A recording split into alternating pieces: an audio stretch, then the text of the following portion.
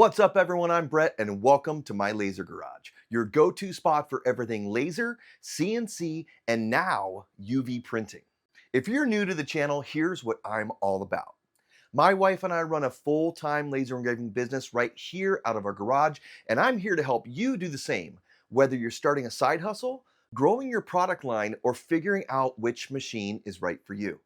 This channel is all about real-world results, machine reviews, project breakdowns, tips that actually work, and ideas you can put to use right away to level up your skills and your shop. If you're a maker, hobbyist, or business owner looking to get the most out of your laser or CNC machine, you're in the right place. Whether you're just getting started or scaling up, I cover the tools, techniques, and strategies that help you create better products and run a smarter business. Now for the big news. I am proud to announce a brand new collaboration with ArtisJet, a trusted leader in the UV printing space. Together, we're launching an exclusive series featuring their advanced Trust 6090 UV printer with Freebird technology. This machine opens up a whole new world.